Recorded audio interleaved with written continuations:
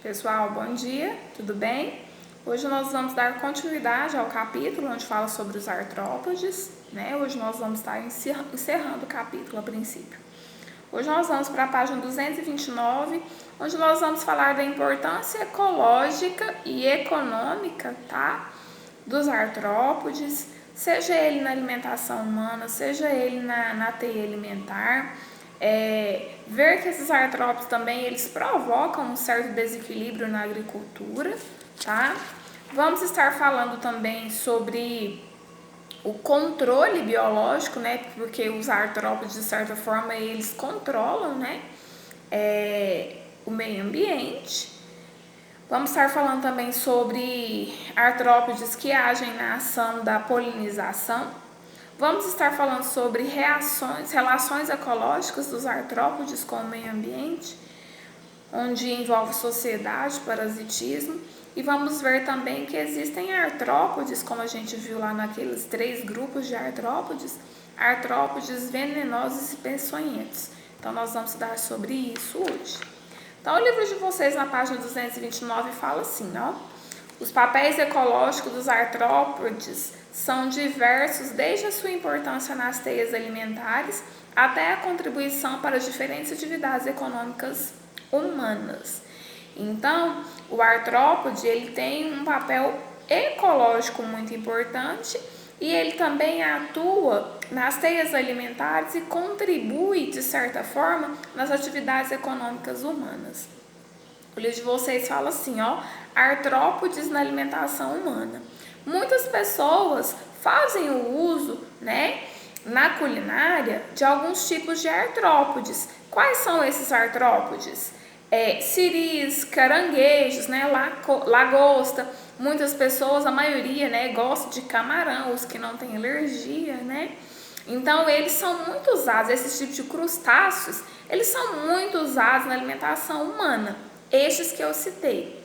O livro de vocês fala assim, ó. O cultivo de crustáceo, lembrando que crustáceo inclui siris, caranguejo, lagosta, camarão, tá, pessoal?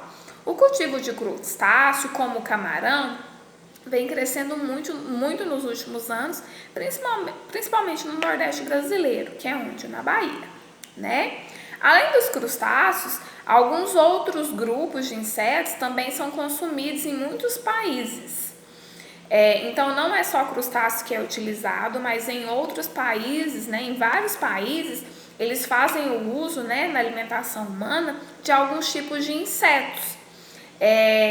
Por quê? Porque os insetos eles são muito nutritivos, porque eles apresentam proteínas, eles apresentam vitaminas e apresentam também sais minerais. Então esse é um dos motivos que ele foi aderido à alimentação humana de vários países, tá? O livro de vocês fala que mais de 200 espécies de insetos são usados como alimento no mundo. E no livro de vocês fala assim, veja alguns. Então, no México, eles vendem muito percevejos, né, crus, moídos com pimentas para serem usados nas comidas. Algumas larvas de moscas são matérias-primas para serem utilizadas em cremes, sopas, tortinhas e farinhas. Na zona rural mexicana, costuma-se mastigar a parte superior do abdômen dos percevejos e sugar seu conteúdo, tá? Na Venezuela, no México, eles fazem assim, eles usam percevejos, né? É um tipo de inseto. Na Venezuela, os Yanomami têm o costume de comer lagartas encontradas nas florestas. Então, na Venezuela, eles comem lagarta. No Brasil, formigas tanajuras são fritas no próprio óleo que soltam ao serem aquecidas na panela. Então, no Brasil, a formiga tanajura é um tipo de alimento em alguns lugares. China e Japão, larvas do bicho de seda são usadas para fazer biscoitos. Na Tailândia, mais de 90 espécies de insetos são apreciadas fritas, torradas e temperadas. Então, mais de 2.000 espécies de insetos são utilizadas como alimentos no mundo por apresentarem proteína, vitaminas e sais minerais. O livro de vocês diz assim, ó. Há ainda espécies de abelhas, que também são insetos, que produzem substâncias, né, usadas como alimento pelo ser humano, que é o caso do mel.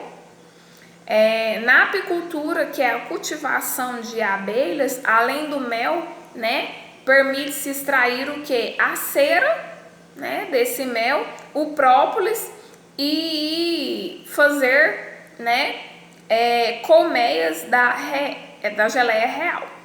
Então, além desses insetos que eu citei, a abelha também é um inseto e ela é cultivada, né, na apicultura, na produção de mel, cera, tá, e geleia real. Além dessa importância, né, na culinária, os artrópodes, eles causam, se estiverem em grande quantidade, eles causam um desequilíbrio na agricultura. Vamos ver por quê? O livro de vocês diz assim, ó, algumas espécies de insetos, quando em superpopulações, o que é superpopulações? Em grandes quantidades, tá? Como gafanhotos e moscas de frutas, podem ser prejudiciais para a agricultura. Um dos meios mais usados para controlar este problema é o uso de inseticidas. Essa técnica, no entanto, prejudica diretamente o ambiente devido à contaminação do solo e das águas e cria o risco de intoxicação para aqueles que aplicam o pesticida e para os que consomem alimento. Então, por que há o desequilíbrio, né, na agricultura por conta do excesso de artrópodes? Porque, né, quando tem excesso de gafanhotos e moscas de frutas, precisa-se de entrar com o quê? Com inseticidas. E esses inseticidas, eles podem afetar o solo, contaminar o solo, como também contaminar o alimento que está sendo cultivado ali. E ele pode também intoxicar, né, essa pesticida, quem está o quê? Aplicando essa pesticida para se livrar dessa superpopulação de gafanhoto e de moscas. No livro de vocês, ao lado, mostra nuvens de gafanhotos acabam por dizimar plantações em áreas naturais. Isso aqui é uma superpopulação de gafanhoto. Nesse caso aqui precisa de entrar com inseticidas, que acaba causando o quê? Um desequilíbrio na agricultura, tá? No livro de vocês, na página 230, o livro de vocês fala sobre controle biológico. O livro diz assim, ó, o controle biológico consiste em utilizar predadores naturais para o controle de certas pragas. Entre os insetos, algumas espécies de joaninhas, por exemplo, têm sido utilizadas com esse fim. As joaninhas têm como alimento natural os pulgões, que são uma pragazinha branca que fica em pé de limão, pé de fruta, tá, pessoal? Considerado praga em certas agriculturas. Ao inserir joaninhas em uma população, ela pode controlar a população de pulgões pela predação. Então, o que significa controle biológico? Os artrópodes, no caso aqui a joaninha, que ela faz parte lá dos besouros, né? Ela se alimenta desses pulgões que são considerados pragas. Então, em uma lavoura onde o pulgão vem e toma conta, eles pegam esse inseto, que é uma espécie dos artrópodes, inserem nessa agricultura e essas joaninhas, como elas vivem de pulgões, ela vai o quê? Ela vai limpar, né, essa agricultura, né, essa plantação, livrando o que é a plantação desses pulgões. Por isso que, né, os artrópodes, eles também agem no controle biológico. Abaixo do controle biológico, o livro de vocês fala de saúde. O livro diz assim, ó, alguns insetos são parasitas de animais, como a gente viu o caso do carrapato, né, lá atrás. Como a pulga de rato, né, o carrapato, que são insetos hematófagos. O que é hematófago? São parasitas que se alimentam de sangue, tá, pessoal? Aí o livro fala da pulga de rato, um inseto hematófago que suga o sangue desses roedores, né, que são os ratos, e pode transmitir doenças como peste bubônica e tifo endêmico. O tifo epidêmico pode ser transmitido por uma espécie de piolho. Os barbeiros são insetos que podem transmitir a doença de Chagas e alguns mosquitos podem transmitir malária, febre amarela, dengue, dentre outras doenças. Então, né, nos artrópodes existem os grupos de insetos. Alguns insetos eles podem nos trazer doença, Por quê? Porque eles podem parasitar em seres vivos, podem ser outros animais como seres humanos, que podem estar contaminados com dengue, né? Com febre amarela, com chagas, outros tipos de doença e nos transmitir essa doença através desse grupo de artrópodes que são o quê? Os insetos. Agora nós vamos para a parte de polinização, porque lá atrás eu falei para vocês que os artrópodes eles agiam como pragas, mas também como polinizadores, né? Lembrando que polinização vem do grão de pólen e o grão de pólen ele serve para o quê? Levar o gameta masculino ao encontro do gameta feminino para fecundar e formar uma nova flor e consequentemente um novo fruto, né? Então o livro diz assim, ó, sobre polinização. Vários são os insetos que atuam como polinizadores. Beija-flor, abelha, tá? São insetos que atuam como polinizadores. O livro de vocês cita abelha, vespa e besouros, que atuam como artrópodes no grupo de insetos como polinizadores. A flor de acerola, por exemplo, é polinizada por abelhas do gênero Centris, e a flor de maracujá pode ser polinizada por abelhas mamangava.